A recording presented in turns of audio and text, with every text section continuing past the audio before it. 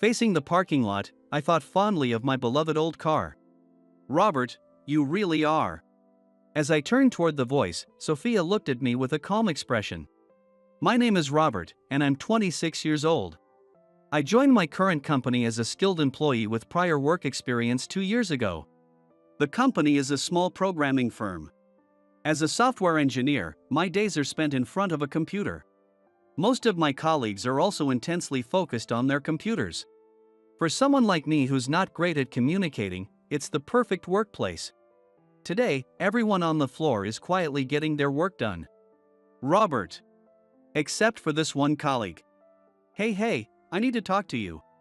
This is Samantha. She's 24, younger than me, but she joined the company right after high school. She's been here for nearly 6 years, making her a veteran. She handles administration, accounting, and miscellaneous tasks. She's pretty meticulous at her job, but what a character! Bright blonde hair, perfect makeup and nails, and daily changing perfumes. She's just a different breed. The floor, usually quiet, tends to be lively whenever she speaks to someone. What is it? Naturally, I, who am not fond of communication, find Samantha challenging. We sit far apart, so she rarely speaks to me. What does she want today? Why don't you go on a blind date? A blind date? I couldn't help but exclaim in a ridiculous tone. At that, Samantha burst into laughter. Don't take it so seriously. There's this really cute girl, one of my colleagues, you know? Aren't you interested? Not really. I cut her off sharply. The woman Samantha is trying to set me up with. I just don't feel like we'd be a good match. Come on, just meet her. Just when I thought the conversation was over, she persisted. I'm not interested in dating right now. I thought I had cut her off sharply, but Samantha was unfazed, asking, so? Maybe you'll get interested once you meet her? Seriously, don't you find everyday life a bit bland? I've never seen you looking like you're having fun. She said this bluntly. Since she's always like this, her words don't particularly hurt me. I'm satisfied with my life as it is. Besides, Samantha. What are you thinking, introducing someone like me? No offense, but I'm a plain guy. I know. It's one thing to say it myself, but it irks me when others do. All the guys around me are so loud. I thought maybe it'd be refreshing to have someone like you around for a change. That was quite an insult. Naturally, my answer was a firm no. But, right? It's settled then. This Sunday, at 10 a.m., meet at Central Station. You have a car, right? Come pick me up in your car, okay? She had forcefully decided on the time and place. I said I'm not going. It's impossible. Please ask someone else. How about asking Ryan? When I casually mentioned Ryan, his eyes widened and he shook his head vigorously. Robert is the one I want this time. Are you really going to turn down a colleague's request? I won't do your errands anymore. I won't even process your expenses. Are you okay with that? That would be a problem.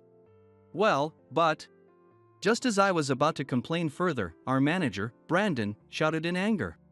Samantha, enough. Good, Brandon finally intervened. Just as I thought this issue was resolved, Robert. Just give in and go. She's making too much noise, followed by an unbelievable continuation. Yes. Look, it's an order from the manager. I tried to protest Samantha, cutting off her exclamations. But, come on, it's a good experience. Maybe non-assertive men are the trend now.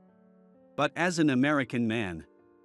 Brandon, suddenly fired up, lectured me for about 20 minutes. I decided to give up. Fine, I'll go on Sunday. It seems she targeted me out of novelty, but I planned to bow out within 5 seconds of the meeting. On the day, Sunday, I dressed casually and arrived at the meeting spot in my beloved car. After parking, I met up with them at the station concourse. Next to Samantha, who was wearing an even flashier miniskirt than usual, was my blind date. Her hair wasn't as flashy as Samantha's but still dyed brown. Her makeup was impeccable with false eyelashes, and she wore a long skirt. Samantha was teasing her. Hey Sophia, What's with that outfit? You're less enthusiastic than usual. Where's your sexy miniskirt? Don't spill the beans, Samantha. So, she usually wears more revealing clothes. Isn't your perfume too mild today? But Samantha, you said milder is better. I did say that, but isn't this too mild? Right, Robert? Honestly, I couldn't care less. I really think we're just too different. Ah, this is Sophia. Samantha introduced us, ignoring my confusion. The woman introduced herself cheerfully. I'm Sophia. Very happy to meet you today. I'm Robert. Nice to meet you. As I mumbled my greeting, Samantha immediately retorted, cheer up. Stand up straight. And what's with that outfit? You knew you were meeting a girl. Right? You could have put more effort into it. I should have chosen an outfit for you. Samantha was as loud as ever this early in the morning. This is my best outfit, though. Samantha was shocked by my blurted reply, and Sophia burst out laughing. Did she just laugh? That's funny. I didn't know what exactly tickled her, but my appearance didn't make her decline the blind date. Then let's head over to the cafe in Robert's car. We can talk more there. Samantha energetically waved her fist and headed for the parking lot. We arrived at the parking lot and walked toward my beloved car. As we approached, Samantha's face grew increasingly pale. Please, get in. When I unlocked my old, cherished car, Samantha screamed. I had a hunch, but is this junker really your car? Calling it a junker is rude. It's an old compact car that I'd been taking good care of. Sure, the paint is peeling here and there, and it's faded. It might look ready for the scrapyard, but I maintain it well, and it still runs fine. Ew, I'm riding in this? I can't. It's you, Samantha. I knew you would say that. Now, Sophia, you feel the same, right? No way. Nodding, I was ready to call it quits there. That's super cute though. What?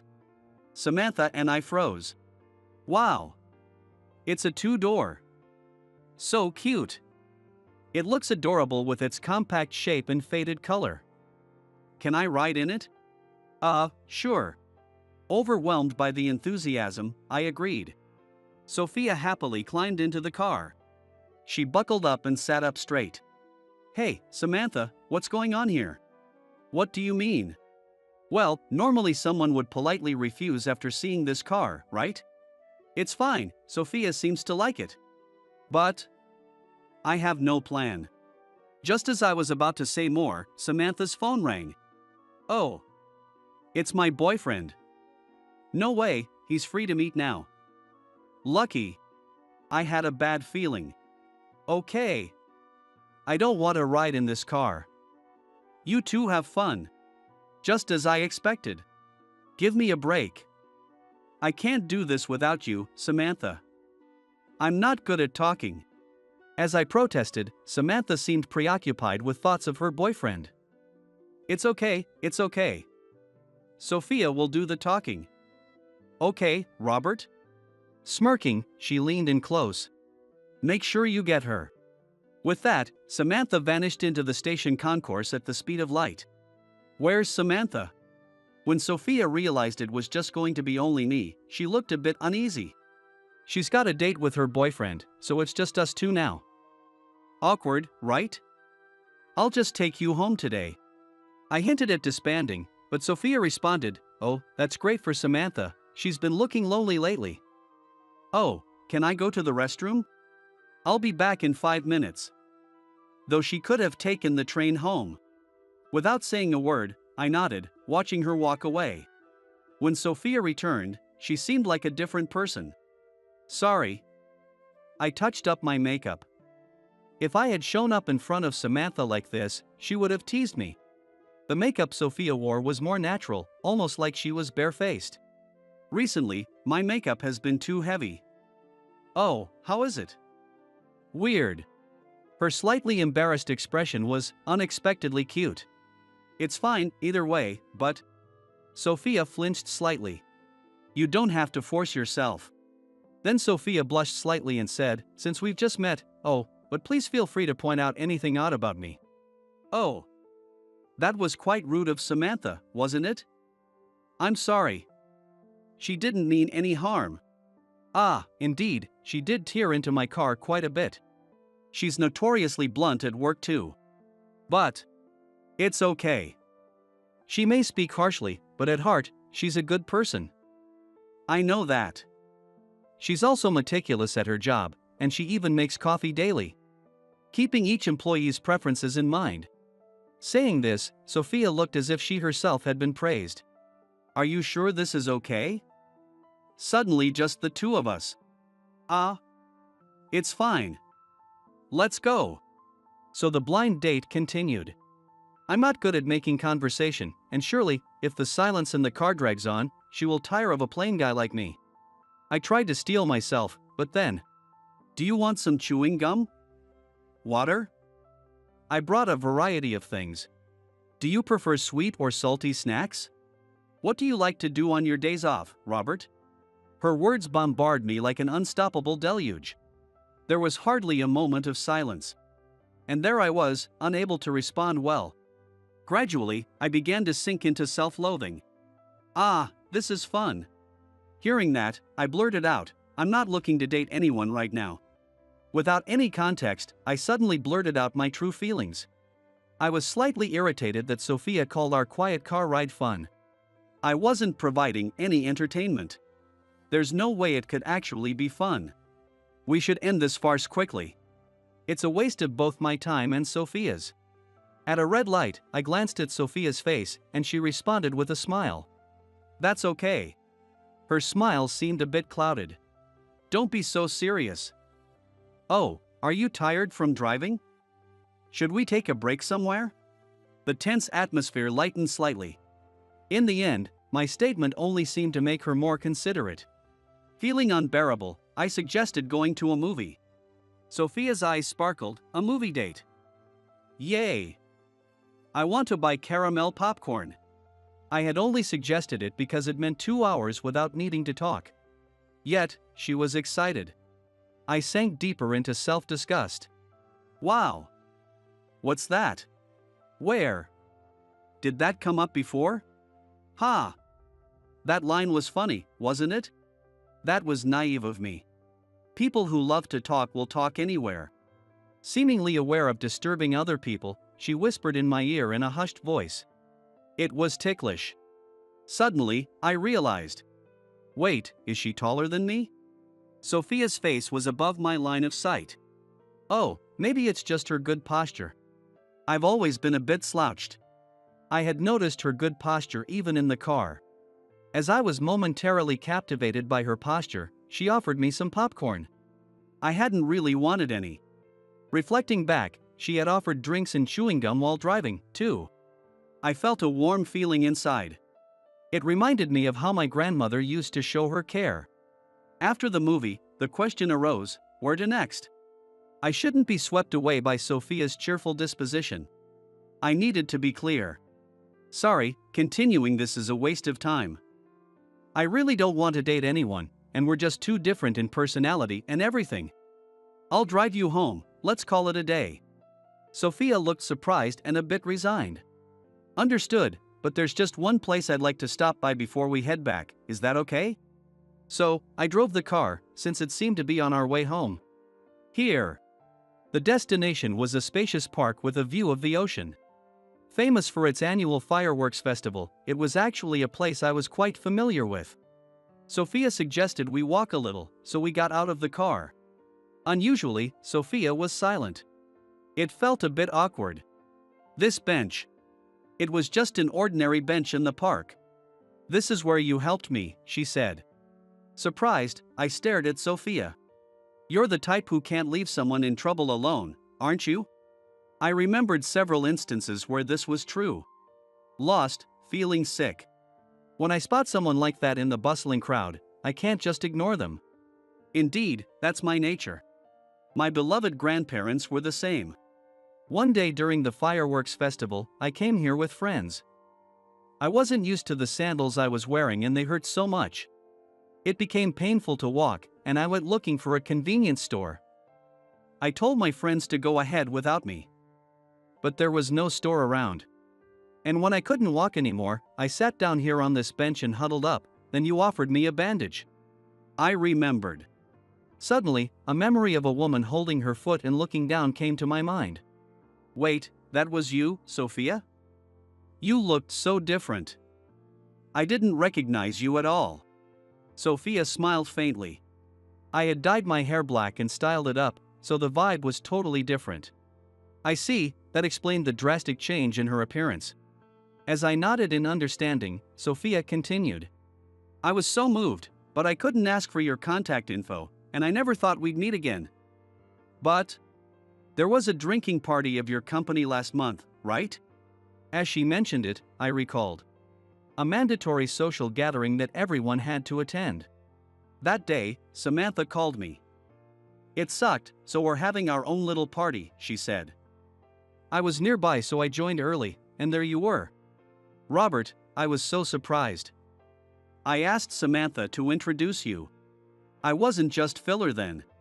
It wasn't just a random selection, she had been looking for me, and I was the one she wanted. Surprised by this revelation, I found myself staring at Sophia. Unable to stand the tension, I asked a question. Why are you close with Samantha? Upon hearing this, Sophia smiled thinly. My parents are divorced. It felt like I had asked something I shouldn't have, unsure how to respond.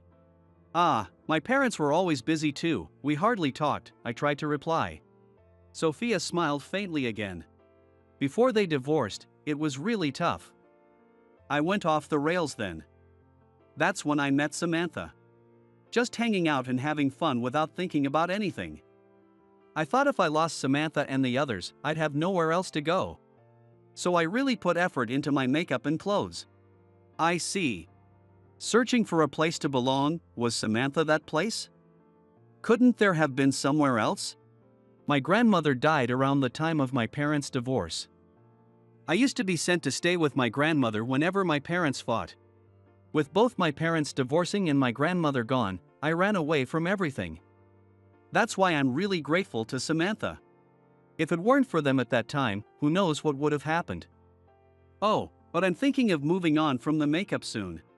If your grandmother saw this makeup, she'd faint, I teased. With that, she jumped up in a panic. Just thinking about it scares me. I loved her because she was so kind, but she was very strict. I see. Your good posture is thanks to your grandmother's upbringing, then, I remarked. As I said this, her spine stretched even taller, and her face turned bright red. I suddenly felt a kinship with her, and my guard came down. My parents were always busy with work, too. It was pretty much my grandparents who raised me. I get it. Grandmothers are super strict but also incredibly kind. As I expressed empathy, Sophia's face lit up with joy. That car is actually a keepsake from my grandfather. He cherished it so much, and I wanted to keep it. I turned towards the parking lot, my thoughts lingering on my beloved old car. Robert, you really are. As I turned toward her voice, Sophia was facing me with a serene expression. You're a wonderful person. You care about your grandfather and you're kind. I blushed and looked down, embarrassed by her straightforward compliment. I want to wait until you like me back. I finally found you. I don't want to give up. Is there absolutely no chance? Honestly, my impression of her had changed considerably since we first met. For the better. Much better. But then, I suddenly remembered. The women who approached me during my student days. As soon as they realized I wasn't what they expected, they drifted away. Give me some time to think. That was all I could manage to say. Months later. Sorry for making you wait. I just couldn't tie this ribbon properly, does it look okay? Sophia twirled in front of me in her dress. It looks fine, but it might come undone if you move too much. Hearing this, she suddenly straightened her back, startled. I won't get too excited. But she gently took my hand. Is it okay if I hold your hand? She looked up at me with those big eyes. I was probably blushing all the way to my ears. Today was our fireworks date. At that same park where we had apparently first met. Yes, I had decided to date Sophia. After that day, we parted ways. Sophia was persistent. She'd call or message whenever there was a chance. Somehow, she had managed to set up dates without me even realizing. Samantha kept teasing me, "Sophia has changed. Are you guys dating? Just date her already." Sophia had gradually become more herself around Samantha. I didn't need Samantha to tell me, but by that time I had fallen in love with Sophia, who I felt comfortable with. Sophia was talkative and cheerful. Of course, she never got upset even when I couldn't speak well. Recently, even the silences felt comfortable. That's why I was worried. Whether to let Sophia know everything about me as I truly am. After watching the fireworks, as we were moving through the crowd, Sophia noticeably slowed down. I looked down and saw that the tops of her feet were red. It seemed the straps of her sandals had rubbed her skin raw again. Unfortunately, I didn't have any band-aids with me today. Sophia was supposed to have brought some, but they were nowhere to be found, possibly dropped somewhere. It looked like it would be difficult to get her back to her apartment by train. Maybe this is a good opportunity. I muttered softly, and Sophia tilted her head in confusion. Feeling a sudden closeness, I suggested, "My place is nearby, should we go there?" Sophia reacted with exaggerated surprise. In the months we had been seeing each other, I had never once invited her over to my home. While I had stopped by her place a few times when dropping her off, I had never hosted her at mine. She seemed a bit sad about this. The reason I hesitated to invite her over. It was because... Wait, is this high-rise yours? That was the reason. Wait, you work at the same company as Samantha, right? How can you afford the rent here? I invited a stunned Sophia inside and tended to her feet. What did Samantha tell you about me? Sophia recounted as she remembered. Well, she said you were plain, serious, always brought your lunch, and seemed like you didn't have much money. She even wondered if I still wanted you. What a description. But that was fine. That was the kind of person I was striving to become. I am plain and serious, but my investments have done well, and I have a decent amount of money. Enough to buy a high-rise as a tax strategy. I explained. Sophia's eyes widened even more. Why didn't you tell me until now? She squeezed out a perfectly reasonable question. In one word, distrust. My parents were successful in business, remember? I told you they were always busy. That meant a lot of money was around. I don't live lavishly, but somehow people find out about such things. People would befriend me. And when they realized they couldn't get money out of me, they'd call me boring and exclude me. I went out with a girl because she said, "I like your kindness," and then she asked me for expensive brand-name goods for her birthday and Christmas. I didn't have that kind of allowance. So when I refused, they'd call me lame and break up with me. Eventually, I realized they were only after my parents' money. And I couldn't trust anyone anymore, I confessed. Sophia looked like she was about to cry. What about your parents? They handed over their business and are enjoying their retirement abroad. Didn't you take over the business? A natural question. Maybe it was out of stubbornness. I didn't want to simply inherit my parents' success. It didn't suit me. I said awkwardly, looking down. The business was in trade, involving a lot of travel and socializing, which I found difficult. So, I thought I'd support my parents by learning about investments, helping them from behind the scenes. They probably knew I was struggling. They decided to hand the business over to someone else and told me to live freely. I was told I could just let it be, but that didn't really matter to me. I used all the money I received from my parents for college and job start gifts on investments. Whether it was beginner's luck or the payoff of my studies, it worked out. My parents often said, "Why don't you spend more lavishly?" But I've never been comfortable with extravagant spending. My parents are abroad, and we hardly communicate now. But I was loved by my grandparents. Even if my parents were busy and friends or lovers drifted away, I wanted to stand on my own 2 feet. Enough of that story. More importantly, Sophia, now that you know the truth about me, what do you think? Sophia looked at me, startled. Perhaps she thought she had struck it rich. Or that I had been awful for deceiving her. Or that I hadn't trusted her enough to share this for so long.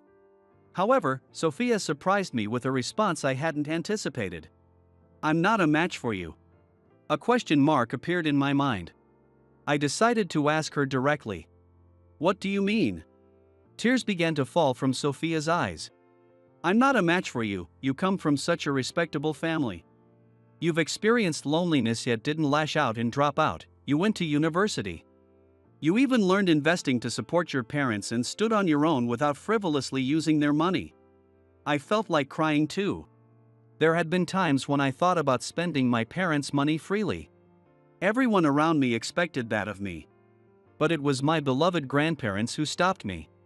And now, out of respect for them, I am careful about how I use the surplus money I have. I felt that Sophia had acknowledged this. However, the silence as I pondered this was interpreted differently by Sophia. "See, I really don't match up. A high school graduate and former delinquent can't even meet your parents. I'm sorry, I should go. I won't contact you anymore." Leaving a bewildered me behind, Sophia quickly exited my apartment. It was all so sudden that I just stared dumbfounded in the direction she had gone. "Pull yourself together, me. It's not like that." I shouted toward the door Sophia had left through and dashed out without a second thought. I might never meet a woman like Sophia again. Images of the Sophia I knew flashed through my mind like a slideshow. Always bright, often laughing, and her posture was always impeccable. Her way of eating was so graceful that I often found myself mesmerized. She seemed to feel complex about her troubled past, but to me, she was always beautiful, no matter the circumstances. I wanted to embrace that troubled her. Since that can no longer happen, I want to embrace her of now, forever. I caught up with Sophia, and all these words that I had uttered at once became the words of a proposal from me to her. My name is Andrew. I'm 26 years old and work for a major pharmaceutical company. As a medical representative, I visit hospitals every day, and it's exhausting. I graduated from Faculty of Pharmacy, but somehow I didn't feel like being a pharmacist was right for me. I can't stand being in the same place all the time, so I thought it would be better to work outside the office. Being an MR is a decently paying job, and I can fully utilize my knowledge of pharmacy. I have a senior colleague who chose to be an MR instead of a pharmacist, and he seemed to enjoy it. Tentatively, I passed the national pharmacy exam, but I chose the path of an MR. Both of my parents work in the medical field. So, I was somewhat interested in medical too, but I wasn't smart enough to pass the medical school entrance exams, so I gave up. Well, I have a brilliant older brother called Tom, so I thought, well, it's alright, and didn't worry too much. My dad was a doctor at the university hospital, but later he opened his own practice. It's a pediatric clinic. So, I thought Tom would take over. My mom has always been a nurse at the university hospital. Apparently, my parents met in the university.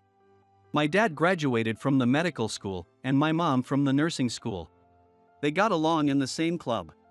As for me, I didn't have a girlfriend during the university time. In fact, I've never had a girlfriend in my life. Actually, there was a girl I liked in high school, but I was completely rejected when I confessed. Since then, I've become shy and unable to even speak to women. And now, I'm too busy with work and no time to think about having a girlfriend. Tom, who is 4 years older, just got married, and he looked very happy, and my sister-in-law, Beth, was smiling too. Beth is also a nurse. By the way, Tom works at our father's clinic. Well, just as I thought, Tom took over, so our father must be relieved. Oh man, I wish I had a girlfriend too. But I'm too busy with work to even think about dating. What should I do? Will I end up never having a girlfriend or getting married? I was thinking to myself. Just then, I got a message from my classmate Jason. We've been friends since middle school, and he's currently working in international finance. He's always seemed a bit snobby, but he invited me to a party, so I decided to go. Soon, we're having a party with some cute girls. You should come too. Well, you don't seem like you earn much money. So they might not be interested in you. It's not that I don't earn good money, but yeah, it's probably less compared to someone working in international finance. Alright, I'll come. When's the party? I know it's short notice, but this Saturday. One of the guys can't make it, so you're just making up the numbers. But come anyway. What a way to put it. That really annoys me. I thought. Okay. Then send me the time and the location by text. Yeah, I'll send it later. See ya. And so, I headed to the party on Saturday. The stylish bar they picked looked kind of pricey. It seemed more like a small diner than a bar. It was an upscale place where I had been once for a business dinner. When I entered, there were already 3 ladies, Jason and another man I didn't know. According to Jason, this man also works in international finance. After ordering some drinks and food, we introduced ourselves. One of the ladies was exactly my type, very classy. My name is Summer, and I'm a nurse. Nice to meet you. Wow, a nurse? No wonder you seem so kind. Summer, you're totally my type. Hey, give me a shot too. Please, can you? Well. Ooh, what's with this guy? He's creepy. Summer looks uncomfortable. What a weirdo. I thought. Despite Summer clearly being uncomfortable, Jason and another guy, Michael, kept making inappropriate comments to her. To other ladies, they acted the same ways. Surely, they must have come off as creepy to everyone there. Then, Jason started bragging about himself. I'm Jason. I work at Silverman Sachs, a foreign financial firm. My annual income is over $100,000. Well, that's to be expected. I'm a capable guy. You know. I even graduated from a pretty good university. Oh, you want to know? Well, it's S University, you know it, right? It's a famous private university. I had good grades there too. And right now, I'm really into futsal. Plus, I've been playing basketball since middle school. I may not look it, but I'm a sportsman, so I'm a gentleman. And for hobbies, I'd say reading. A capable man starts his day early, right? I wake up early and read self-improvement books and business books. Yeah, I'm a bookworm. Geez, it's too long. The girls don't care at all. There are no good people who like self-help. Really annoying. I thought. Jason's introduction was excessively long, and he continued to talk about unasked things. Michael, the other guy, was also boastfully talking about himself. Apparently, he takes pride in having graduated from the prestigious H University. From my perspective, these guys ignoring the girls and just talking among themselves seemed utterly foolish. My name's Andrew, and I work as an MR at a pharmaceutical company. Well, it's a sales job. Nice to meet you. This guy here, his father and brother are doctors, but he couldn't make it as one. Probably because he wasn't smart enough. Excuse me? You studied at Faculty of Pharmacy because you had no choice, right? And even then, not being a pharmacist is kinda a loser. Pathetic, right? Being a pharmacist is like a woman's job anyway. Men in Faculty of Pharmacy are losers. I think MR suits me better, and I wanted to do it. I don't need you to say such rude things. Making excuses won't help. Anyway, you won't get any attention from the girls. You can't compete with me. Isn't that right, Michael? Jason and Michael were laughing, but the girls looked at them coldly. Summer was being hit on by Jason but clearly rejected him. I'm sorry, but I don't want to exchange contacts with you, Jason. Why not? Won't you text me and date me? I will send lovey-dovey messages every day and want to talk to you on the phone too. Come on, why not? I'm sad. Do you enjoy belittling people like this? You're really the worst. I don't want to be close to someone like you, Jason. Hearing you talk badly about Andrew made me feel sick. What? What's wrong with me? I'm an elite working in international finance. If we were together, I could buy you anything you want. Look. Necklaces or earrings that would suit you, Summer, anything really. I'm allergic to metal, so no thank you. Then, I'll treat you to some good food. How about that? Or maybe you'd like a Channel bag? I think it would suit you. I prefer to eat what I want on my own, and I'm not interested in high-end brands like Channel, sorry. I don't want it. What? Not cute at all. Fine, I'm leaving. Come on, Michael, let's go. Jason left in anger. Michael followed him, leaving the rest of us behind. I decided to just have a good time with everyone and ended up getting completely drunk. Eventually, Rachel, a kindergarten teacher, and Lisa, a secretary, went off to a bar together, leaving me and Summer alone. Or rather, I was so drunk I couldn't handle myself, so Summer took care of me. She took me to a park and sat me on a bench. If you feel sick, it might be better to throw up once. I'll wait outside the restroom, so knock loudly on the door if you need anything. No, it's okay. The nausea has gone. That's good, then let's drink some water. It's easy to get dehydrated after drinking alcohol. There's a vending machine over there. So I'll go buy some. Oh, sorry about this. Summer, wearing low-heeled pumps, jogged to the vending machine and came back with a bottle of water for me, opening the cap. Here, make sure you drink this. Let's stay here a little until the alcohol wears off. It's a bit chilly, but the breeze is nice. Yeah, that's true. I'm fine, but how about you, Summer? Are you okay with the time? Do you have work or anything tomorrow? Yes, I live alone and my shift starts in the evening tomorrow, so it's fine. Thank you for your concern. I see, sorry for keeping you until late. I guess I got carried away with the drinking. No, I had fun thanks to you trying to liven up the atmosphere at that time. But I should have cautioned you about drinking too much. Look. Getting taken to the hospital for acute alcohol poisoning would be serious. Yeah. At the company's welcome party for new employees, I was also pressured to drink a lot. That kind of thing is banned now. Yes, it used to be tough back in the day. Some men would go to the bathroom but couldn't pee, it happens more often to men. Be careful. It can be really painful. I really appreciated how thoughtful she was as a nurse. Nurses probably have a tough time during the season of welcome parties for new employees or university farewell parties. Getting so rowdy that you can't even pee when you go to the bathroom would be the worst, so I decided to be more careful.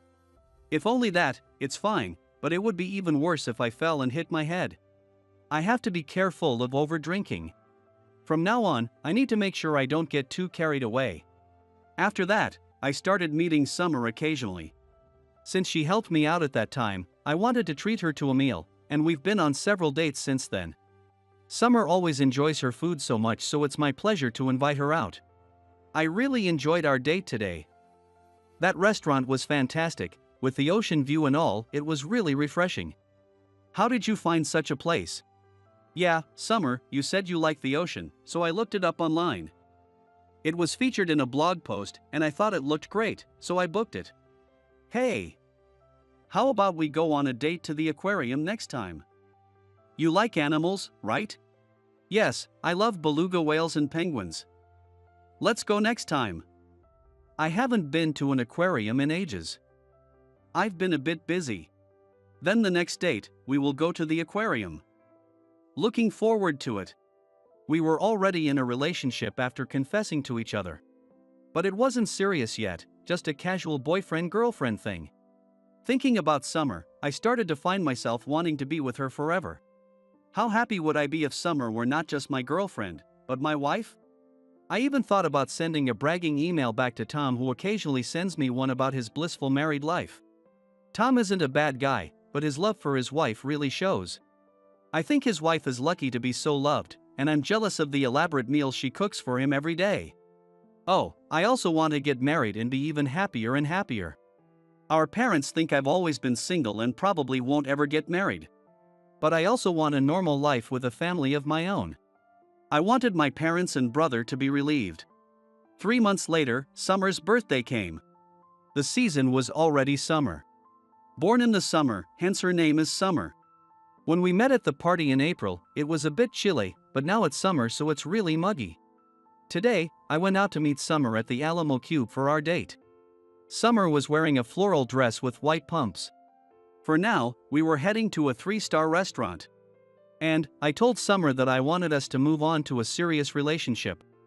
From now on, can we change our relationship to one based on the premise of marriage? If you ever get tired of me, feel free to dump me. I want to know more about you, Summer, and make memories together at many places. Andrew. Thank you, I'm really happy. Let's consider marriage, shall we? And so, we moved our relationship forward with marriage in mind, getting to know each other better than before. The more I got to know about Summer, the more I fell for her. It seems Summer felt the same way. Once, we went on a short trip together and created fun memories. At a tourist spot, we asked a passerby to take a photo of us, and we both had great smiles on. Clearly showed that we were having a good time. This picture became one of my favorites, and it was developed and framed in my room. One day, while having dinner with my parents, my mom suddenly said, "You've been going out a lot lately. What are you up to? Isn't it about time you got a girlfriend? Are you just hanging out with your classmates again?"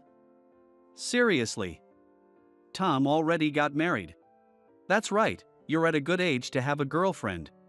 That's the thing, I already have one. What? You've been unpopular your whole life and now you have a girlfriend? It's none of your business. I'm in a serious relationship now. I'm not a kid anymore, and I'm thinking about the future without you telling me. I thought you were just working all the time with no time for personal life. Wow, you with a girlfriend, that's a relief for me. That's kind of rude. Dad and Mom, sometimes you say things in an annoying way. Really? I never thought it seemed that way. We're only saying this because we care about you. We thought you'd be single forever. Perhaps my parents aren't aware of it, but they can be a bit annoying. Not sure if they're just overly protective or naturally meddlesome. Or maybe they're just being naturally dense. I sometimes found them annoying. They're not bad people, but they irritate me sometimes. I went back to my room and brought out the framed photo. I'm still living at home at my age because the rent in New York is so high it helps save money. Look at this. This is my girlfriend, Summer. Isn't she pretty? What's the matter? Why are you surprised? Could it be, is Summer's last name Garcia? Oh, I know this girl. Because she was under my care. Wait, what do you mean by that? Look, see the beaded ring on Summer's right hand? I gave that to her a long time ago.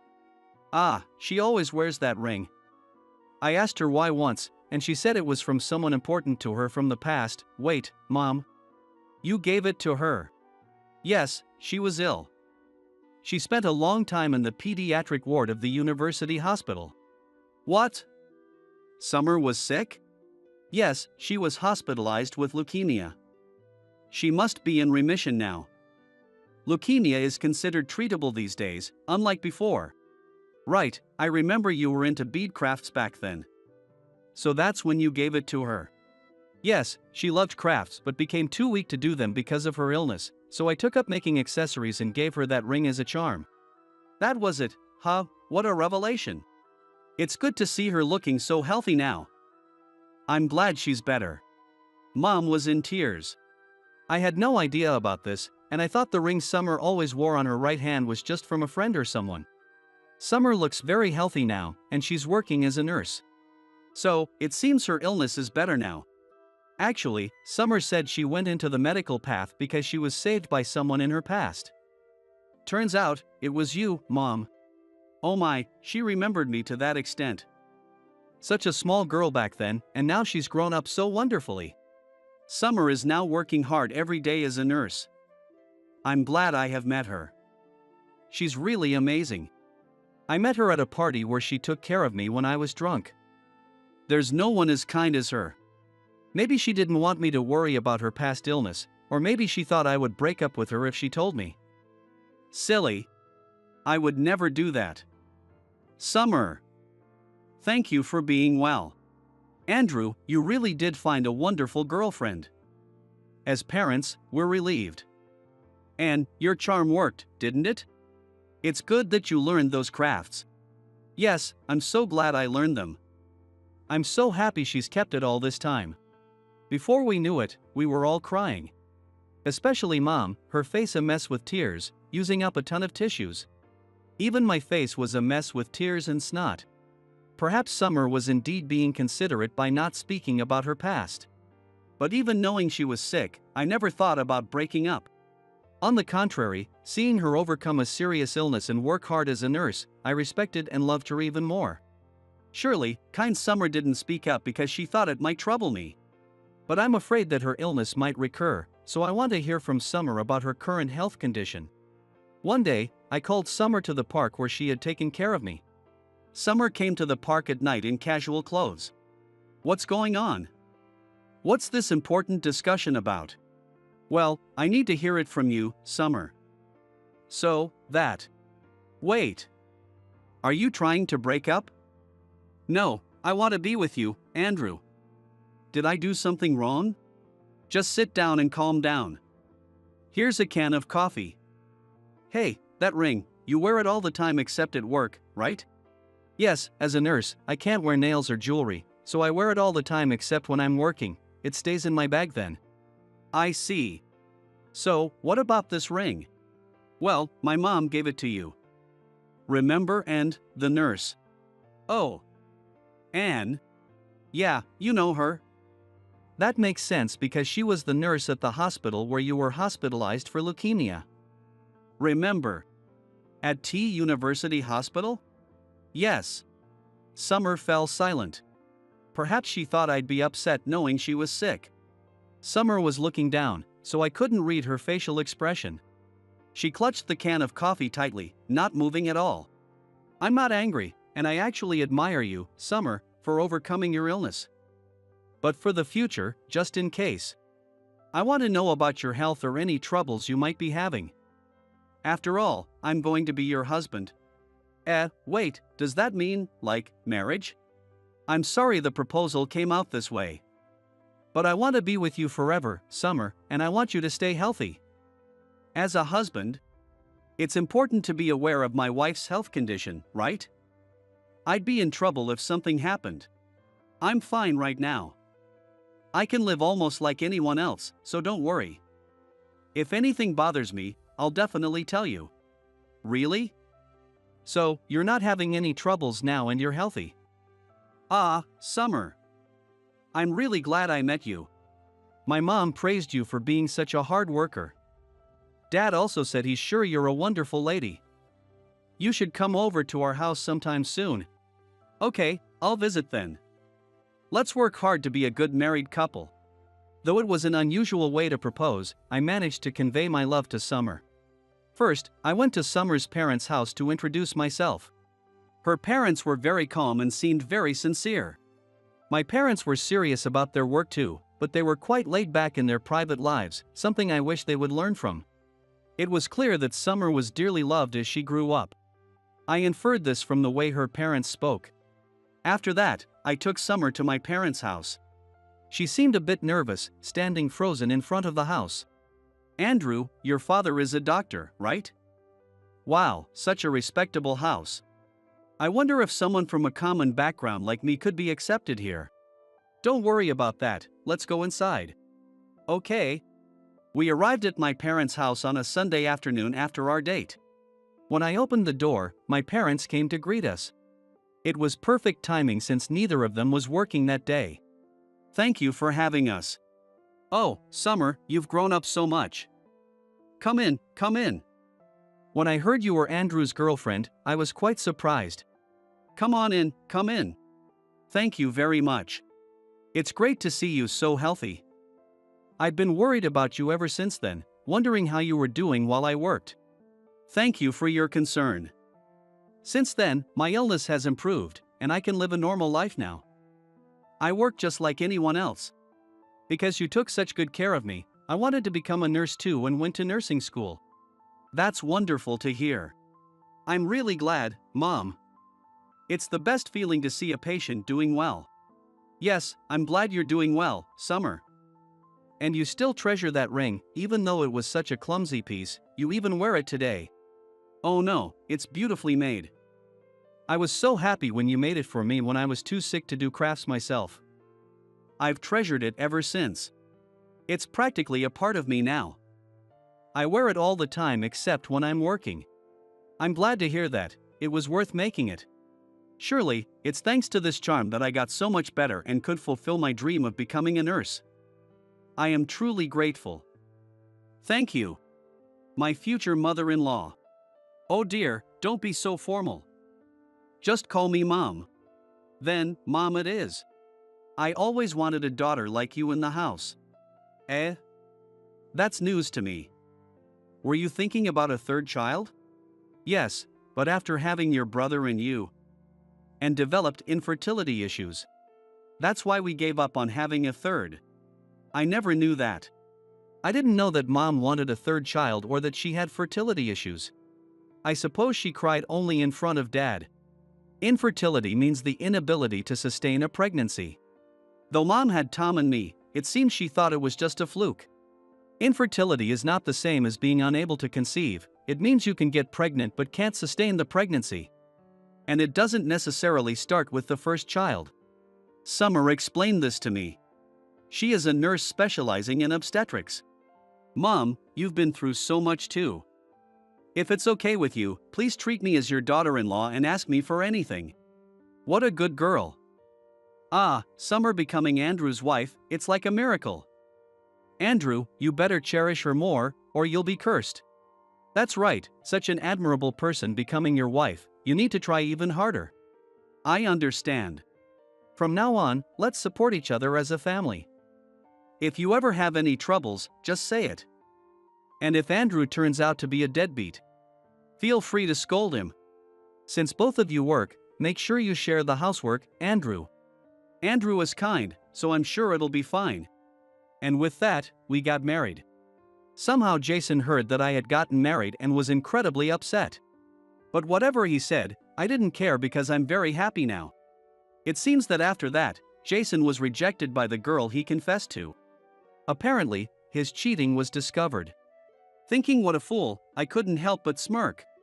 Well, I decided to forget about Jason since he doesn't matter. Afterward, Summer and I had our wedding ceremony, and I was so happy that everyone celebrated with us. Isn't it great that everyone is celebrating?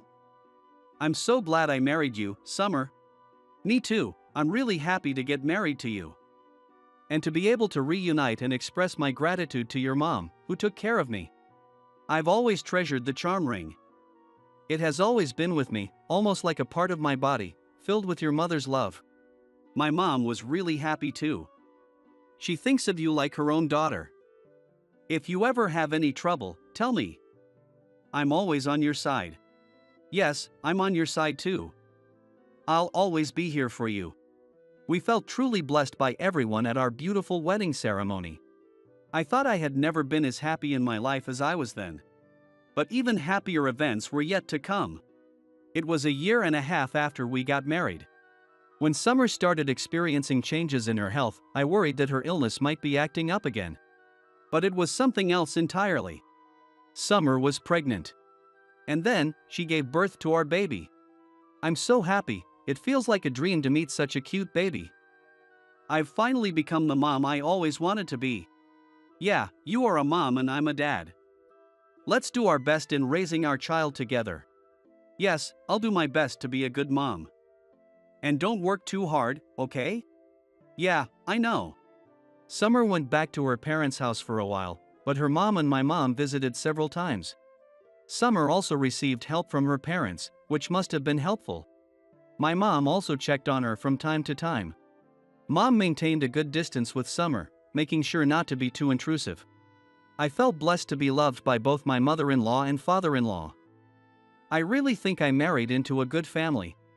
Yeah, Mom would be really happy to hear that. Summer has always been cherished by my parents. She's friendly and charming, which is probably why she's so beloved. And being polite, she's naturally liked.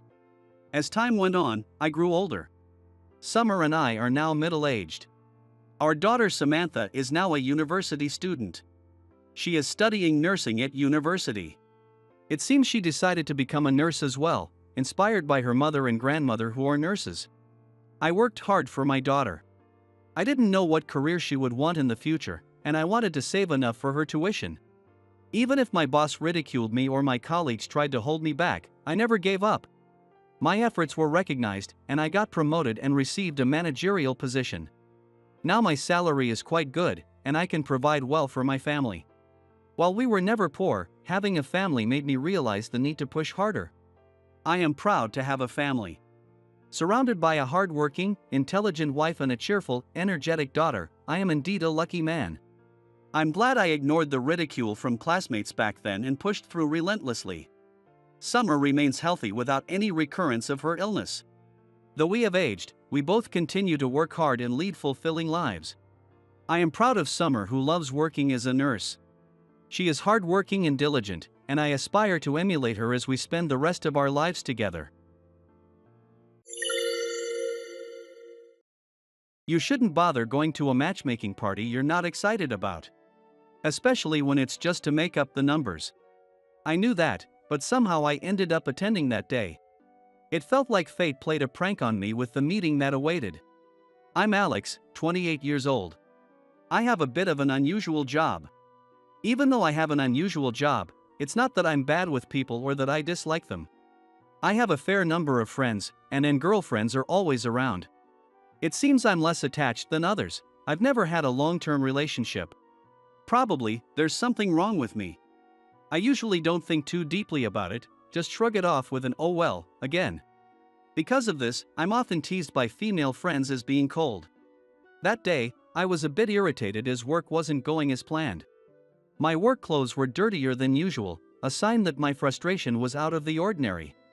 At that moment, I got a call from an old college friend, Jason. "Alex, can you come to a matchmaking party?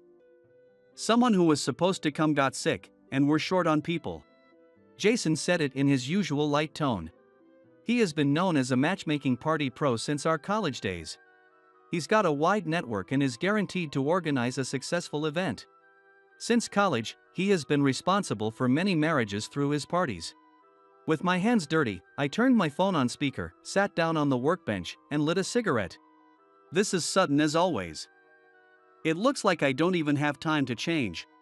I exhaled a thin stream of smoke along with my words. Watching the elegant swirl of smoke in the air, I thought it looked beautiful. "The place is near your workshop. Just come as you are," he said. The place he mentioned is a slightly upscale French bistro. I visit it often because it's so close. I'm well acquainted with the owner there, so showing up in work clothes is nothing unusual. No problem at all. I'm in if you pay for it. I heard his clicking tongue through the speaker in response to my reply. "You're not broke, just always looking to take advantage." His reply, half joking as always. Nothing has changed since our college days.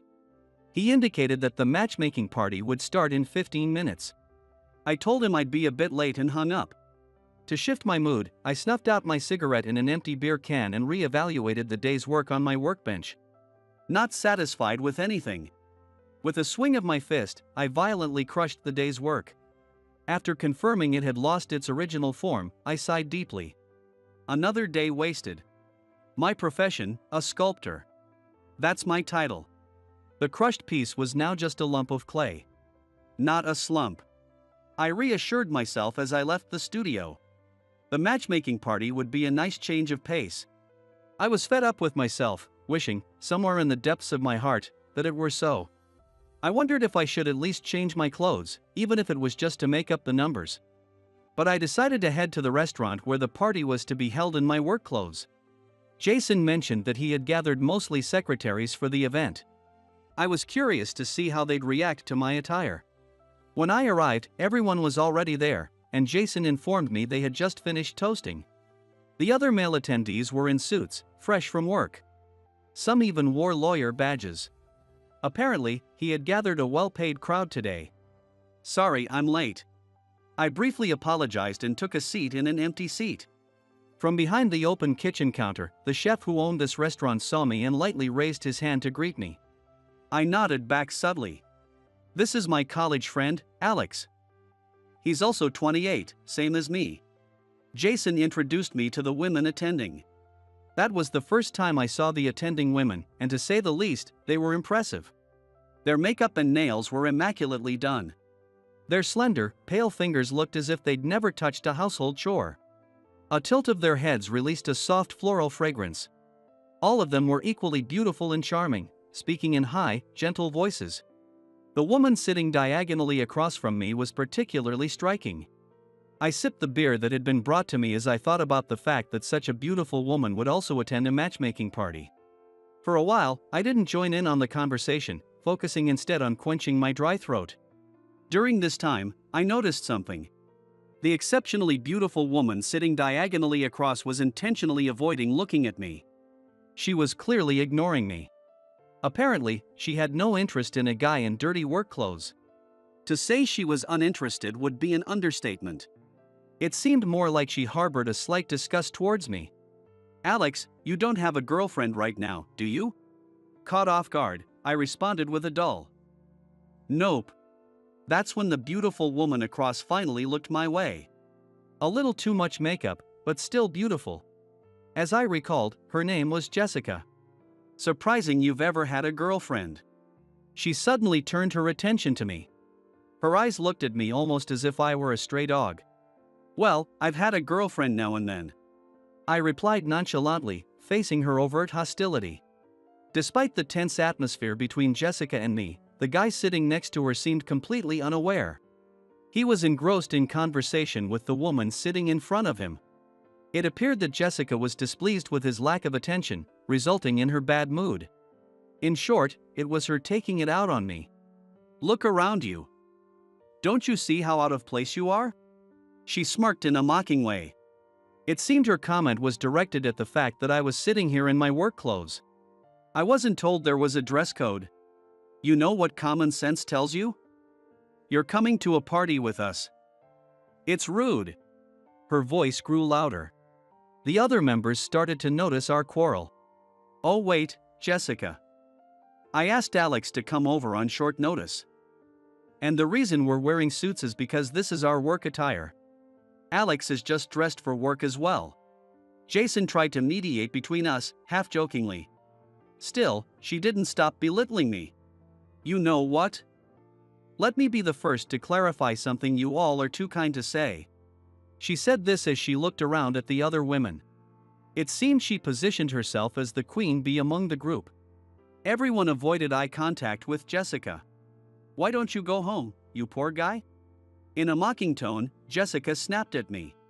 That comment finally got to me. No sooner had I opened my mouth to say something back, than I heard a clank and the pull of a chair. "Then, I will be leaving." A woman stood up and said so. She was the woman the man had been eagerly hitting on, while ignoring Jessica. She was a bit mysterious, with a subtle, low-toned makeup that suited her well. "What? I let you participate out of kindness, and this is the attitude I get? Who do you think you are?" Her anger redirected toward her. But Jessica's anger didn't seem to matter to her. "I am here by order of you, in other words, my boss. If I am allowed to leave, I would like to do so immediately." Her voice was low and calm. "Oh no, Sophie. Please don't tell me you're leaving when you rarely even join us for drinks." Jason raised his voice, trying to stop her from leaving. It appeared that he was also interested in her. "Jason, it was a brief but very pleasant time for me. But I hope you understand that any more of this time means nothing to me and my service overtime has come to an end." Without a hint of a smile, she addressed Jason, then placed a few $100 bills on the table and walked out. It all happened in a flash. Overwhelmed by her demeanor, I just gaped, watching her walk away. "What's with that attitude? I'll tell my mom about this when I get home." Jessica grumbled in frustration and downed her glass of wine in one go. It seemed that they had connections beyond just work. "Who was that woman? You called her Sophie, right?" I quietly asked Jason. Her name was Sophie. It turned out she was actually Jessica's secretary. Jessica was her boss. After that, Jessica's mood quickly improved as she was able to talk leisurely with the man she favored because Sophie was no longer there. The man seemed displeased, but she was oblivious. I finished 2 beers and made up an excuse to leave the matchmaking party early. I had no interest in what happened after I left. The only person I was interested in at the party was Sophie, who had left promptly. We hadn't exchanged a single word, and I didn't know her contact details. Probably, I'll never see her again. A week has passed since the matchmaking party. Nothing in my daily life has changed. Jason contacted me to apologize afterwards. It seems that the matchmaking party was arranged at Jessica's request. Probably because the man she was interested in was going to be there. He asked me to join again, but I felt like avoiding it for a while. Some things seemed tedious, and most importantly, the work was overwhelming. On the workbench, the smashed clay was still there after a week. I just couldn't bring myself to redo it, so I opened my computer to check my emails. I accepted job requests via email. Whether sculpting prototypes or crafting final pieces, I only took on work that I genuinely liked. Since I was not affiliated with any company, I believed I was entitled to this bit of self-indulgence. But the job that was stuck in front of me at the time was not one I was willing to accept. It was a job referred by my mentor, which I couldn't refuse. I thought it was understandable that I didn't feel good about it. The task involved researching to create a statue of a particular individual. That was the job currently causing me distress. Moreover, all they gave me was one photo. And the photo was like a passport photo. It was impossible to grasp his personality from such a photo. A bust might be manageable, but a full body statue would have been difficult. No choice but to go and see for myself. I muttered to myself, trying to muster some motivation. I threw on a coat over my work clothes and headed out. My destination was a private museum. It's a museum owned by an entrepreneur who has collected various artworks. The statue of Charles Harrison, the founder of this museum. My job was to create his statue. To understand his personality, I visited the museum he founded. The museum was located deep within a forest that was artificially constructed. The museum, with its white walls and large windows, was striking. During a weekday afternoon, the place was quiet, with few visitors. The exhibits, divided between paintings and sculptures, were breathtakingly serene and beautiful. His taste in art clearly was refined. I had heard he was a demanding person, but I felt that shouldn't be the sole focus of the statue. It was against my principles to create something that only cut out a part of a multifaceted human being. I wanted to know more. Desperately, I examined the exhibits, searching for fragments of his essence. Oh my gosh, look who's here. I recognized you right away by your dirty work clothes.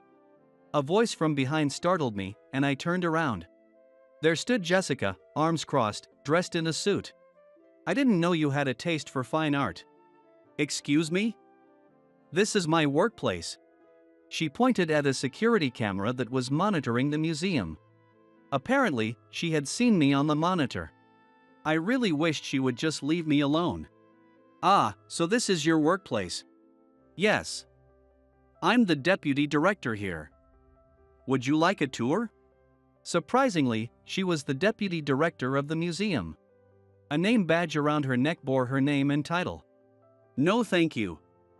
I'd prefer to look around quietly. I turned my back to her, focusing on the artworks. Behind me, she clicked her heels in irritation. Jessica, the chief curator, Fred, is waiting for your approval. That low and calm voice reached my ears. I instinctively turned around. There stood Sophie. She was wearing a long, tight skirt suit and a thin silver necklace. Her modest makeup was the same as at the matchmaking party. She greeted me. Alex, I apologize for not properly introducing myself the other day. She said so and apologized. Wait, what's going on? What's this guy to you? Jessica suddenly started to panic at Sophie's demeanor. Jessica, this is Alex, the sculptor we've commissioned for the museum's statue. What? No way! Jessica exclaimed in surprise. I felt a bit embarrassed being introduced so formally. In reality, he's not the kind of person who would normally accept such a sudden request from our museum. Please show him the proper respect. As a representative of our institution. Sophie spoke calmly yet sternly, reprimanding Jessica with her gaze. Jessica's face visibly turned red. She probably felt humiliated. Oh thanks, but I'm not that type of person. I couldn't refuse a job from my mentor. I tried to respond cheerfully. However, unable to bear the embarrassment, Jessica glared at Sophie, then turned on her heel and fled from the exhibition room. She's still so childish, it's troubling. Sophie sighed softly as she watched Jessica leave. You mentioned you were her secretary, right? Yes, I work here as a secretary for both the director, Miranda, and the deputy director, Jessica. She then handed me her business card. She began to explain the reason she had commissioned the statue from me. Sophie mentioned that she had been deeply impressed by my solo exhibition. I was captivated by your solo exhibition at the gallery 2 years ago. I really wanted you to create the statue of Charles Harrison, our founder. I was somewhat embarrassed by her passionate words, which were different from those at the matchmaking party. She had heard from my mentor about the progress of the statue, and guessed that I would show up at the museum soon. Alex, I anticipated that you would want to learn more about Charles. Her prediction was spot on. I was a little frustrated and embarrassed knowing that she had read my actions. Please, let me introduce you to more about Charles. She smiled warmly at me. Who could resist such a smile? I sincerely responded, I'd appreciate that, thank you. I had assumed she would guide me inside the museum, but instead, she quickly led me outside. She then took me straight to the museum's backyard. This was his favorite spot. It was a small space surrounded by quiet groves. Only one modest bench was placed. I became certain that he was a person who loved tranquility and nature. She explained that he always read here. People at the top are lonely. He was no exception. The one who kept him company was. She gently handed me a photograph. At Charles's feet, a large dog lay sprawled. This dog had wandered into the forest as a stray. Sophie told me that raising a stray dog born into the wild was more difficult than we could have imagined. Always skittish, the dog could hardly walk straight even on a leash. It was Charles who had gently embraced and comforted the stray's fearful heart. He wasn't just a strict and ruthless businessman. I looked down at the photo again. Both the dog at his feet and Charles himself had calm expressions. This is a very peaceful place. I shared my genuine impression, and she nodded happily. Miranda and Jessica probably want a grand and stern statue of Charles, but I don't think such a statue fits this museum. She reiterated why she had chosen me for this task. I decided to meet Sophie's expectations as she stared straight at me. I braced myself. Something clicked in my mind. Thank you. I feel like I've had a breakthrough. I needed to get back to my studio before the image in my mind faded. Sensing my urgency, she nodded appreciatively, sending me off. I left in a rush, barely managing a proper goodbye to Sophie, and hurried back to my studio. Since visiting the museum, I'd been working nearly non-stop on the sculpture. Strict yet cold, kind yet solitary, Charles was a man of complex character. I focused intently on capturing the true essence of the elusive Charles. Again and again, I layered and smashed the clay, constantly experimenting. The finished miniature sculpture was incredible, even for me. I was sure Sophie would like it. She was the first person I wanted to show it to. I felt a surge of excitement welling up inside me. When I notified the museum that the prototype was complete, a clerk told me that Miranda and Jessica wanted to see it. They would be visiting my studio this afternoon. If they were coming, then Sophie, who is their secretary, would probably accompany them. Imagining her delighted face made me excited. This feeling was new to me, it was like waiting for a first love. I had fallen for Sophie. Probably since the moment she stood up at the matchmaking party. I thought this must be falling in love. Once I became aware of it, I couldn't help but feel embarrassed. Yet, I couldn't wait to see her again. The afternoon came, and a sleek black car pulled up in front of my studio. Jessica was the first to step out. Then, a woman who looked much like her followed. It was likely her mother, Miranda. I learned later that Jessica was Charles's granddaughter. Miranda was the wife of his eldest son. Their significant roles at the museum made sense. Thank you so much for visiting my studio. As I opened the door, Miranda and Jessica followed by Sophie, who nodded slightly behind them. So, it's finished, I hear. Jessica's haughty demeanor was unchanged. Miranda, who seemed just as brazen, unabashedly scrutinized me. I've been looking forward to this. As I led them into the studio, Miranda spoke. To her, Charles was her father-in-law. Miranda said he was a very strict man. Her tone was somewhat bitter, which took me by surprise. My grandfather was a strict and cold businessman. I've never seen him smile. Jessica seemed to agree with her mother. Apparently, Jessica's father had passed away. Miranda and Jessica continued to speak ill of Charles, their father-in-law and grandfather, respectively. Their attitude made it clear they held no respect for him. They seemed to have completely forgotten that their current lifestyle was thanks to him. While they gossiped, Sophie remained silent, lips tightly sealed. At the studio, I unveiled the prototype of the statue by removing the white cloth that had covered it, eager to see their reactions. My heart was beating a bit faster, curious about what they would say. After a brief silence, Jessica spoke up. "What the heck is this? This isn't right. I've never seen him look like this. Don't make things up." My sculpture of Charles was sitting comfortably in his chair with a gentle smile on his face. The book he was reading laid face down on his lap, and his dog looked up at Charles with trusting eyes at his feet. Far from the stern and ruthless businessman image. I wanted to see Sophie's reaction. Turning towards her, I saw that she was quietly shedding tears. Miranda and Jessica, busy arguing loudly, hadn't noticed Sophie crying. Without raising her voice, Sophie simply cried quietly. "This is wrong. This isn't my grandfather. This isn't the grandfather I knew. Redo it." Jessica raised her hand, about to smash the clay model. Sophie restrained her hand from behind. "Let go of me," Jessica yelled. "I know this side of Charles. I can't believe that you guys, who are supposed to be part of the same family, don't know it." Her words made Jessica's cheeks flush with anger. Her blood must have rushed to her head in fury. "What do you know? A gentle person? That's a joke. Do you have any idea what my mother and I went through?" Shaking off the hand that held her, Jessica screamed at Sophie with a demonic expression. "That's because you guys were secretly trying to sell off the artworks." Sophie's words made the color drain from Jessica's face. "You think me and Grandpa didn't know that? My father, who was the second son, told me that I should take his side." Sophie revealed she was the daughter of Charles's second son. It appeared that Sophie and Jessica were cousins. Following the death of his eldest son, Charles began showing signs of dementia. It was then that Jessica and Miranda saw their opportunity. Without drawing attention, they schemed to sell the artworks Charles had collected, and indeed, some were sold, Sophie revealed. "My grandfather used to say, 'Why were you in such a hurry?' when they would inherit everything once he was gone." Sophie continued. "He was saddened that you didn't cherish his beloved artwork. It may be a difference in the way we value things, but there are a certain number of people who can only judge artworks by money." I didn't want to blame Jessica and her mother, but I wouldn't want my work judged by such their values.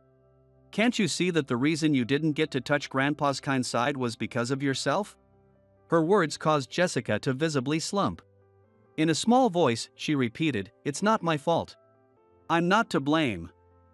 It's because Grandpa favored you. I just wanted to teach him a lesson," she exclaimed. Selling off precious things as a way of taking revenge. Was this Jessica's form of retaliation? "It's enough, Jessica," the museum director, her mother, said as she gently embraced Jessica, who was trembling with anger. "We would like you to continue with the statue as it is," she said, taking Jessica and leaving the studio. There must have been some conflict between Jessica and Charles. I never imagined it could have twisted this far. "Alex, thank you. I never imagined Grandfather could be revived in such a wonderful way," Sophie expressed her gratitude. "You wanted Jessica to know this side of him, didn't you?" I asked, noticing her surprise. Sophie relaxed, chuckled, and whispered, "You caught me." Sophie then explained that, unlike her, Jessica had been raised strictly as the eldest daughter of a legitimate family. Probably, Jessica had misunderstood Charles's affection. If this statue is placed in front of the museum, Jessica will have to face the gentle Charles every day. "I hope that the twisted image of him in her mind will be replaced by this kinder version," Sophie said. She extended her hand for a handshake. And I gladly accepted. "I think your cousin will be okay now. But more importantly, why don't we talk about our plans going forward?" Sophie looked up, surprised, her eyes were on me. I could see the reflection of me laughing in her big eyes. "Like, how about going out to dinner with me this weekend?"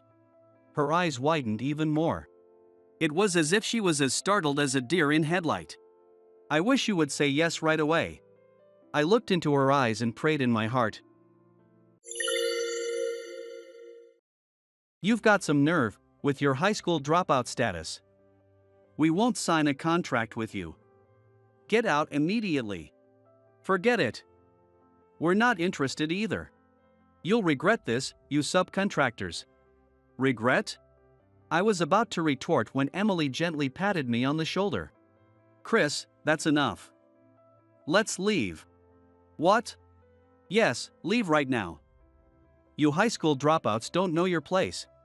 You're the one who doesn't know your place. You'll regret what happened today. Watch out, Mrs. Brown. With a sly smile, she turned away. My name is Chris. I work for a small textile manufacturer in a rural area. I started as a factory worker, but now I'm in sales. Our company, though small, is valued for producing fabrics for famous brands. We handle a wide range of textiles, from synthetic ones like polyester, polyurethane, and rayon to natural fibers like cotton and linen. I joined this company after dropping out of high school. There was a reason for leaving high school. My father was a police officer, and my mother was an elementary school teacher. But my father got involved in an incident and passed away. The stress from that event took its toll on my mother, and she fell ill and also passed away. I was taken in by my grandparents. But they were already living off their pension, and making ends meet was challenging. They encouraged me to at least finish high school. But with the household finances so tight, I gave up and decided to work. In those times, finding a job as a high school dropout was nearly impossible. I sent resumes to every company I could, and eventually, Mr. Johnson, CEO, from this manufacturer gave me an interview. When he asked why I had to work after dropping out of high school, I answered honestly, and he hired me as a factory worker on a part-time basis. Since then, he kept an eye on me and treated me like a son. A few years later, he made me a full-time employee and moved me from factory work to sales. Because of Mr. Johnson's generosity, I plan to dedicate my life to this company. For my late parents, the grandparents who raised me, and Mr. Johnson who supported me, I aim to live each day striving to become a better person. Then one day, a new employee joined us. Hi, I'm Emily. Looking forward to working with you. She was petite, without any makeup, and wore big round glasses. Her hair was styled in an unusual pigtail fashion.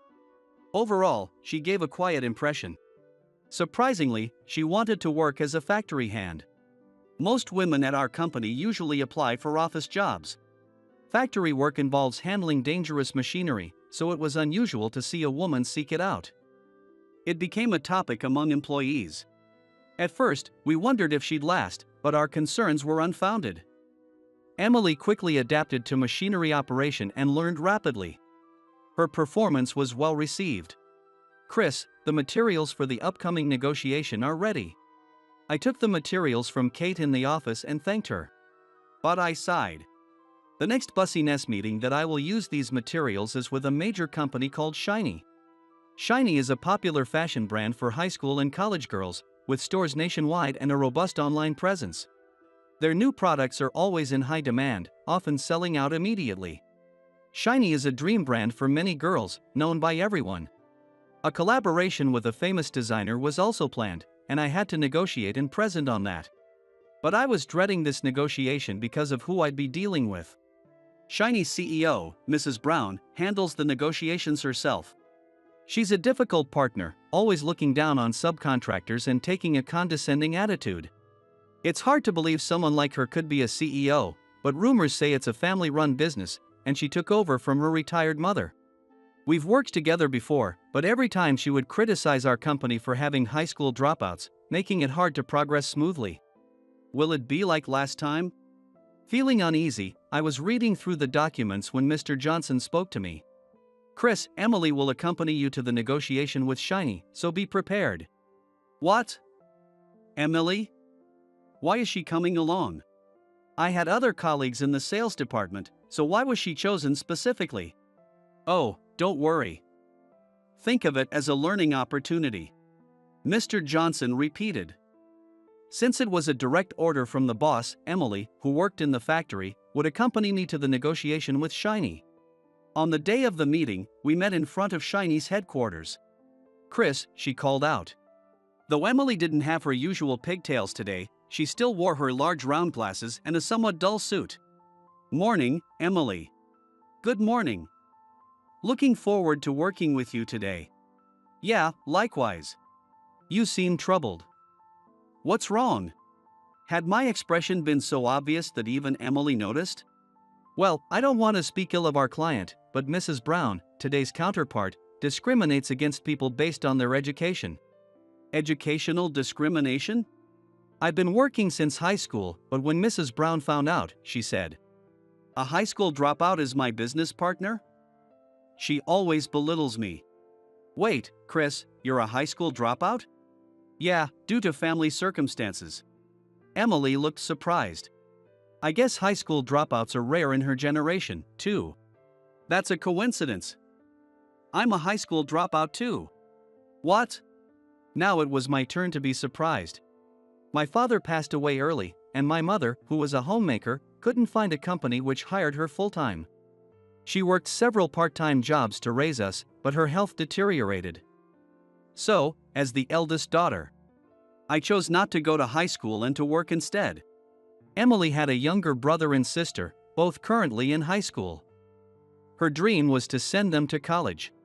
"You've had a tough time, huh, Emily?" I said, and she laughed. "Of course, it was tough. But because of that, I've been able to achieve my dream. Now, I'm ready to pursue the next one." She spoke brightly about achieving her goals and looking forward to the next one. She's a good person, I thought. Still, I wondered if working at a textile factory was really her dream. That question lingered in the back of my mind. Inside the meeting room at Shiny's headquarters, Mrs. Brown greeted us with her usual condescending attitude. "Mrs. Brown, thank you for having us. You are handling this?" "I don't like high school dropouts, and who is this plain, miserable-looking woman?" she rudely asked. "She's our new hire, accompanying me for training purposes." "We appreciate your understanding. I'm Emily. Pleased to meet you today." "Okay, then.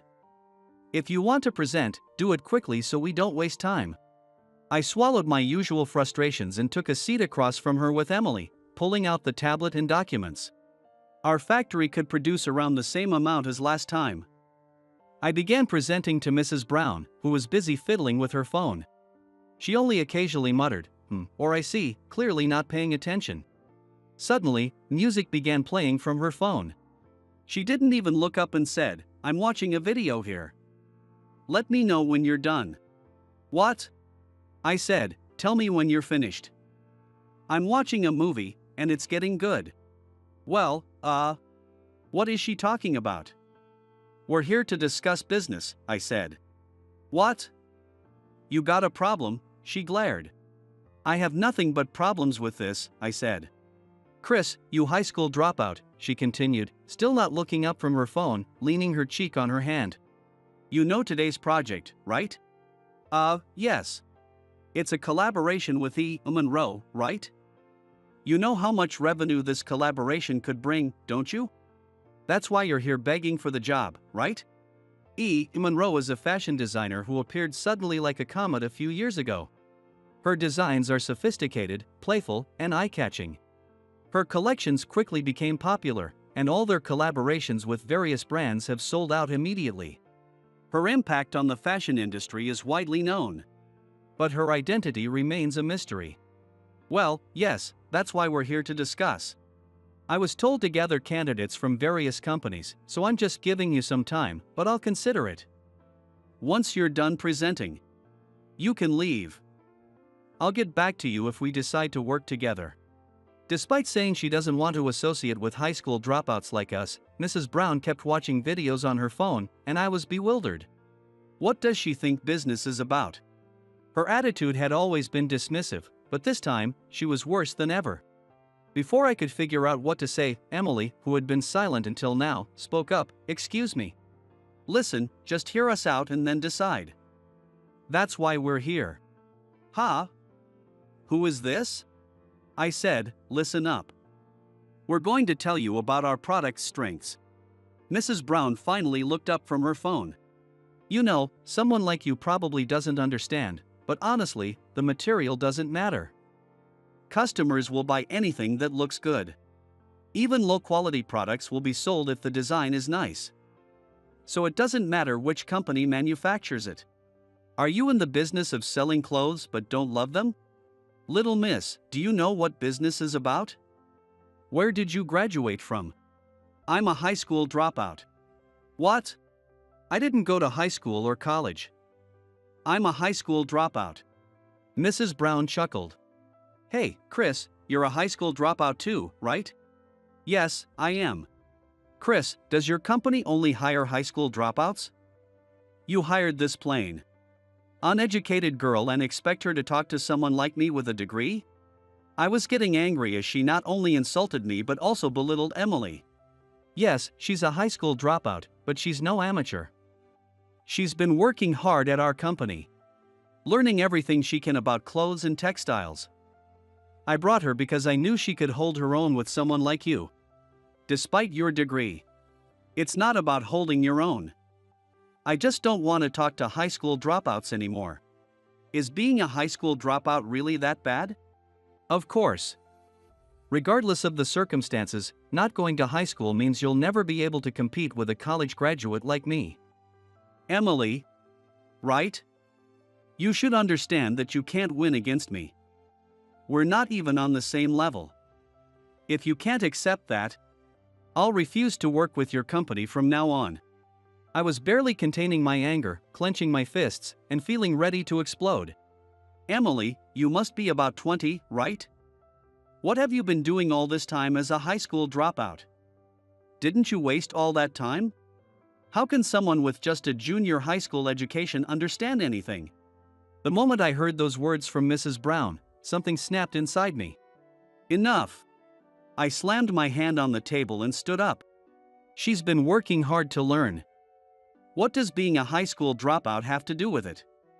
You have no right to mock her. Apologize to her. What? Why are you suddenly? So what if we're high school dropouts? Does having a degree make you so special? Is there a law saying you can belittle us high school dropouts? By the way, it's us subcontractors that make your products. Without us, you can't produce anything, even with your degree. And I understand that as a high school dropout, too. Emily added, glaring. You know, saying that low-quality products are fine is unacceptable in this industry. Shame on you. Wah! As the insults flew, Emily held me back when I was ready to argue further. Chris, that's enough. Let's go. With one final warning to Mrs. Brown, you'll regret this, we left Shiny's headquarters. As soon as we stepped outside, I exhaled heavily and hung my head. Emily, I'm sorry for raising my voice and for showing you a failed negotiation. Why are you apologizing, Chris? Don't worry about it. But... Besides, Chris, I was really happy you got so angry on my behalf.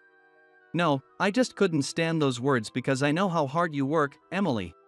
And you know, that Mrs. Brown is finished. She said with a sly smile. What do you mean?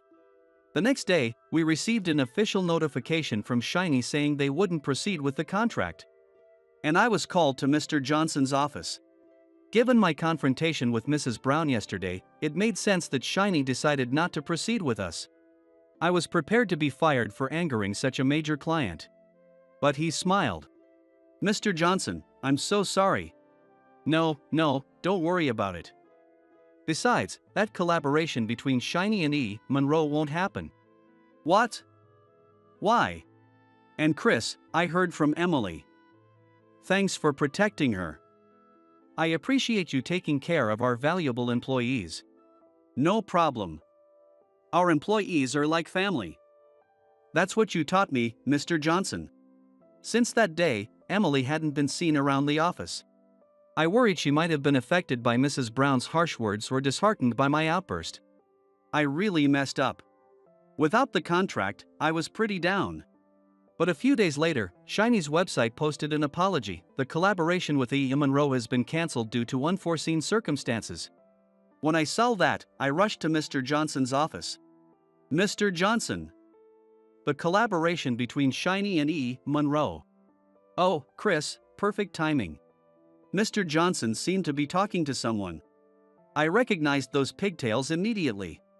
Chris, long time no see. Wait, Emily. I haven't seen you around lately. Yeah, I had some things to take care of and took some time off. So, you didn't quit. Seeing her again made me feel a little relieved. And Mr. Johnson, about Shinies. The cancelled collaboration, right? Yes. It's really been cancelled. Yeah, because I declined it. What? Her statement made me gasp. Wait, why did you? You see, this Emily is actually E. Monroe. What? Emily then shared her story. From a young age, she loved drawing fashion sketches and dreamed of becoming a fashion designer. She spent all her time drawing. Because of this, she was considered eccentric and had no friends. Like me, she suddenly lost her father. Her mother struggled with multiple part-time jobs while frequently falling ill. Emily decided to work instead of finishing school to support her sisters. She delivered newspapers while searching for an apparel store willing to hire a high school dropout. Eventually, she began studying and working her way toward becoming a fashion designer. In no time, her talent led her to start working as a freelance designer online. But her sister advised her to gain more social skills and broader fashion knowledge. So, Emily looked for a fashion-related company close to her home. That's how she found our company. She explained her situation and desire to learn to Mr. Johnson, who immediately agreed to help. Working here showed me how many people are involved in making just one piece of clothing. I understood that before. But now I realize firsthand that I can't do it alone. She then became known as E. Monroe and was set to collaborate with Shiny. But while working here, she began hearing negative rumors about Shiny. Emily thought she needed to be careful, so she consulted Mr. Johnson and decided to join the negotiation. Right after that meeting, she contacted Shiny to decline the collaboration. Shiny, of course, panicked.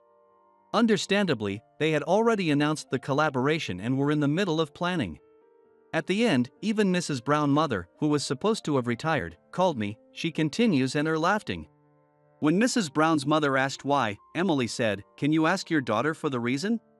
She insulted high school dropouts and made us feel really uncomfortable. Sure, I'm a high school dropout. But tell her that I have the power to cancel this collaboration with Shiny. She smiled confidently. Because of the incident, Mrs. Brown was fired from Shiny. The cancelled collaboration caused significant financial losses. And she was ousted from the family. She once stormed into our office, hair disheveled, shouting, "It was all a joke. Tell E. Monroe to undo the cancellation, and I'll apologize." We immediately sent her away, and I never saw her again. About a year after the Shiny incident, Emily, known as E. Monroe, completed her training period at our factory and left the company. However, she still stayed in touch and frequently visited us. Without her work clothes, she looked even more fashionable, befitting her reputation as a renowned designer. Chris, I've got a favor to ask. That comment from Mr. Johnson led to E. Monroe exclusively using our factory for production. I became her primary point of contact. If this textile factory makes the product, I'll consider the collaboration, she'd say. Our company quickly gained recognition as the textile manufacturer endorsed by E. Monroe. Each time we received an order, we'd pour our hearts into it. I often attended meetings between E. Monroe and other companies. Her dedication as a designer was awe-inspiring. Recently, she secured a collaboration with the major brand Zorro, and I watched her handle negotiations firmly, never compromising. For every collaborations, she showed me many designs. All her designs was wonderful. She adapted her designs to the target age group of each brand, but each one was unmistakably identifiable as a creation of E. Monroe. Her playful designs were widely praised across all brands, showcasing her genius as a designer. The collaborative projects that the entire team tackled together with every order were successful at each brand company. The positive feedback from various companies raised our company's reputation, helping us grow significantly. I wondered if I had repaid Mr. Johnson in some small way. E. Monroe has really changed. It was the project manager, working with E. Monroe for the second time, who said this. Really? Yes, in our previous collaboration, she didn't offer as many ideas and used to say that all she cared about was the design. That's hard to imagine now. Now, she's much more collaborative and gives lots of input. She's become more sociable. The manager was confident that this collaboration would be even better than the last. It's probably because of what I learned working at that company. Sharpened by the field? That, but also when you, Chris, got so angry on my behalf with Mrs. Brown. I realized that you were really paying attention to my work. Well, I decided I wanted to be like that, someone who can fairly evaluate people. For that, connecting with people is important. My family says I've changed for the better too. Emily smiled as she said this. Now, she and I are a couple. Our relationship developed through working together, partly because we both shared the experience of being high school dropouts. When I told Mr. Johnson, who had been like a parent to me, he cried with joy, saying, "Finally, Chris has a girlfriend." Today, Emily wanted to meet my grandparents, so we're heading to their house now. We often faced prejudice because of our education. And as young as we are, there's still a lot ahead of us. When challenges come, we shouldn't look down on others, but instead, focus on doing our best with what we can do now. If we put in the effort, the results will surely follow. We know that if we keep at it, someone will eventually recognize our hard work.